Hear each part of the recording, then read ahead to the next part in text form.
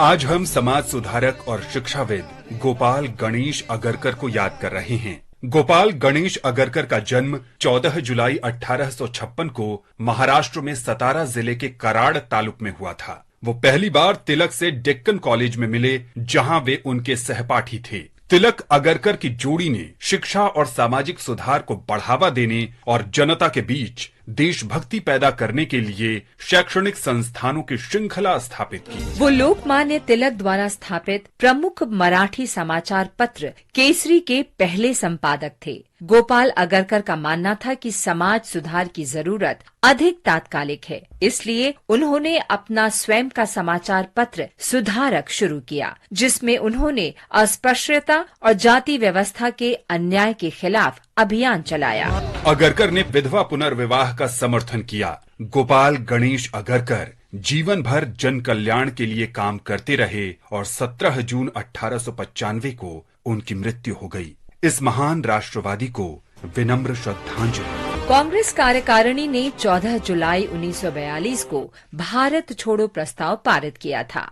Cripps mission की विफलता के बाद गांधी जी ने ब्रिटिश शासन से भारत से स्वैच्छिक वापसी का आह्वान किया। 29 अप्रैल से 1 मई 1942 तक अखिल भारतीय कांग्रेस कार्यकारिणी के प्रस्ताव पर चर्चा करने के लिए इलाहाबाद में बैठक हुई। हालांकि गांधी जी बैठक से अनुपस्थित थे, लेकिन उनके कई बिंदुओं को प्रस्ताव में स्वीकार किया गया। उनमें से सबसे महत्वपूर्ण अहिंसा के प्रति प्रतिबद्धता थी। 14 जुलाई 1942 को कांग्रेस कार्यकारिणी की बैठक वर्धा में हुई और गांधी जी को आगामी जन आंदोलन का प्रभार लेने के लिए अधिकृत किया गया। इस संकल्प को आमतौर पर भारत छोड़ो प्रस्ताव के रूप में जाना जाता है, जिसे अगस्त में बंबई में अखिल भारतीय कांग्रेस कार्यकारिणी की बैठक में अनुमोदित किया जाना था। 7 और 8 अगस्त 1942 को बंबई में अखिल भारतीय कांग्रेस समिति का अधिवेशन हुआ, जिसमें भारत छोड़ो प्रस्ताव की पुष्टि की गई और इसके साथ ही आगाज हुआ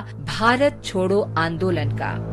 आज हम शहीद गंगराम को भी याद कर रहे हैं। वो ब्रिटिश ईस्ट इंडिया कंपनी की सेना में नौकरी कर रहे थे, लेकिन 1857 में प्रथम स्वतंत्रता संग्राम के दौरान ब्रिटिश शासन के खिलाफ प्रतिरोध में भाग लेने के लिए उन्होंने नौकरी छोड़ दी। उन्होंने कई अवसरों पर अंग्रेजों से लड़ाई की, अपने साथी विद्रोहियों को वित्तीय सहायता दी और उन्हें ब्रिटिश ठिकानों पर हमला करने के लिए प्रेरित किया। कंपनी के सैनिकों ने गंगराम को गिरफ्तार कर लिया और उन पर नौकरी छोड़ने, विद्रोह और अंग्रेजों से बगावत में सहायता करने का मुकदमा चलाया गया। उन्हें 1857 में बेड़ियों में कड़े श्रम के साथ आजीवन कारावास की सजा सुनाई गई और बंबई से अंडमान की सेल्युलर जेल भेज दिया गया था, जहां 14 जुलाई 1858 को कैद में ही उनकी मृत्यु हो गई।